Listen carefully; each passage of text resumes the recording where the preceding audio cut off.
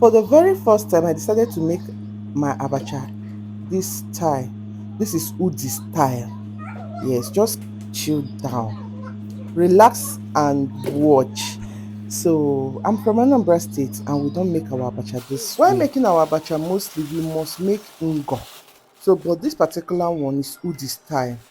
So, and when you make your abacha this style, it will take almost eternity for that abacha to sour, honestly. So I started by soaking my abacha. I'm making for 3 people.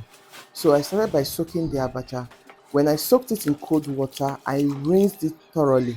You know, this abacha have a lot of chaff, dirty that floats I on used it. Cold water because I've not started any process yet, both the cutting process and everything. So, but if you were in a haste or you have done everything just left for the abacha, I will advise you use warm water, not hot water, please. Your abacha will get so soggy before 30 minutes. So at this point, I rinsed my abacha and put it in my sieve to drain out the excess water because I want it dry.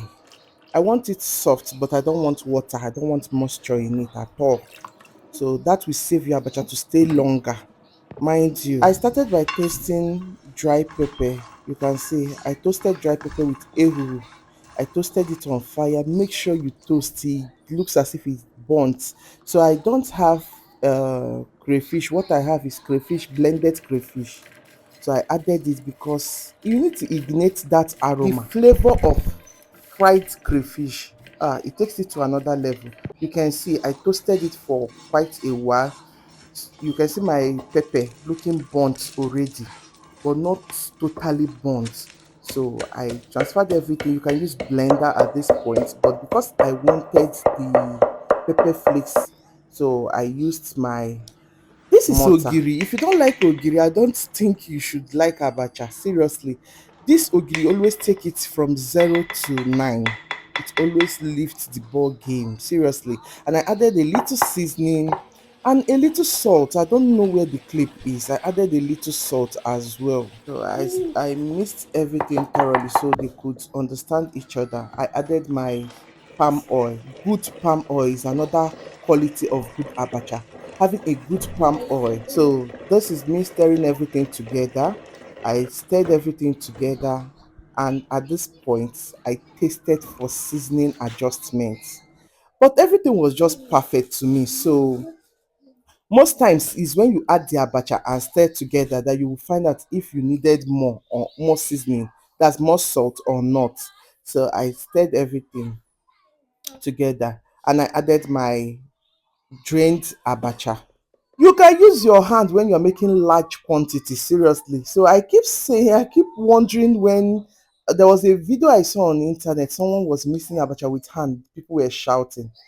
Now leg you wan use me Sam, I wan ask you, oh you no know? Oh ho, okay. You wan use spatula mix abacha wey 50 people go chop?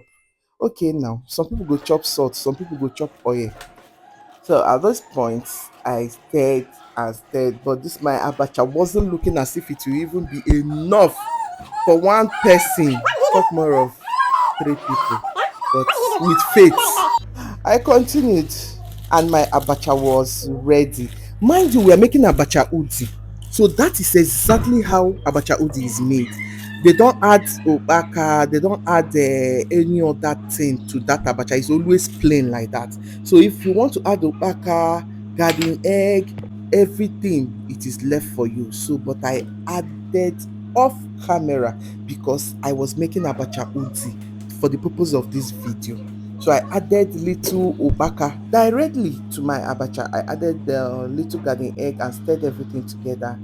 Then this is how I served it. Is it not actually looking like African salad? It's actually looking like African salad here. I served with fresh tomatoes, fresh onion, uba, fresh ayara leaf, and fried last fish. Last, see wetin person wey cook dey chop. And this was what was left for me. It was so small that I couldn't even serve it in a plate.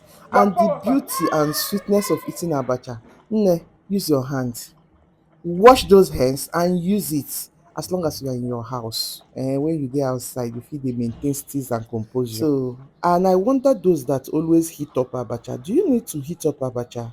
Is it really necessary? I don't know, but I see video of people heating up abacha before they will eat it.